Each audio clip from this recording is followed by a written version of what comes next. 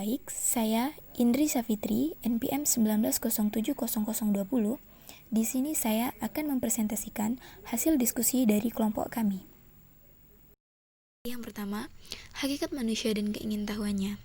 Manusia merupakan makhluk yang sangat kompleks. Mengapa saya katakan demikian? Karena manusia memiliki akal, pikiran, dan hawa nafsu. Dengan adanya akal serta pikiran inilah yang menimbulkan banyak pertanyaan dari diri dia sendiri. Adanya kemampuan berpikir pada manusia menyebabkan terus berkembangnya rasa ingin tahu terhadap alam semesta ini.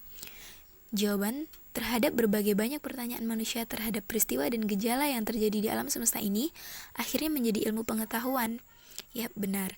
Seperti rasa ingin tahu terhadap sesama manusia, masalah sosial atau nilai dan norma, itu menjadi ilmu pengetahuan sosiologi.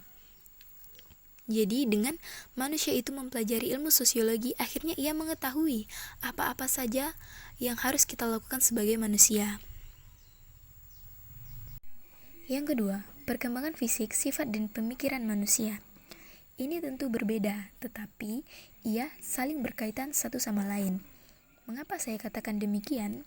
Karena manusia tumbuh dengan adanya pembuahan sel telur yang kemudian berubah menjadi janin, dan setelah dilahirkan, bayi, balita, kanak-kanak, remaja, dan dewasa. Dari perubahan fisik ini, tentu mempengaruhi sifat dan pikirannya. Contohnya saja pada anak-anak. Anak-anak tidak memikirkan masalah, anak-anak hanya memikirkan main, dan bersenang-senang. Beda dengan remaja yang menuju dewasa, atau manusia dewasa. Tentu dia sudah memikirkan apa yang akan ditempuh ke depannya, kehidupan seperti apa yang akan ia hadapi ke depannya. Jadi, dengan adanya perkembangan fisik, sifat, dan pikiran manusia, ini tentu memiliki keterkaitan yang sangat kuat satu sama lain. Dan yang ketiga, sejarah pengetahuan manusia.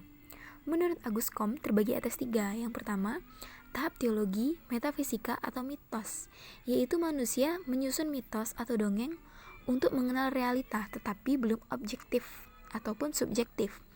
Artinya, ia hanya mampu menerima dari alam atau lingkungannya saja. Yang kedua, tahap filsafat. Rasio sudah terbentuk, tetapi belum ditemukan metode secara dangkal. Artinya, ia hanya menerima apa saja yang dari alam ada. Dia memang sudah memiliki ilmu, sudah dapat memilah, tetapi ia belum memiliki penelitian yang konkret. Contohnya saja dengan meletusnya gunung, itu hanya ia anggap kejadian alam tanpa ia teliti kenapa gunung tersebut bisa meletus. Dan yang ketiga, tahap positif atau ilmu. Ini merupakan tahap penyempurnaan karena sudah memiliki ilmu dan kajian yang rasional serta empiris, benar-benar teruji kebenarannya. Mungkin itulah sejarah pengetahuan manusia. Hingga sampai sekarang ini, banyak berkembang ilmu pengetahuan yang mana kita sudah dapat mengakses atau mencari info atau mempelajari ilmu pengetahuan itu sendiri. Nah, itulah 3 tahapan sejarah pengetahuan manusia, yang mana 1, 2, dan 3 saling keterkaitan satu sama lain hingga terciptanya ilmu pengetahuan seperti sekarang ini.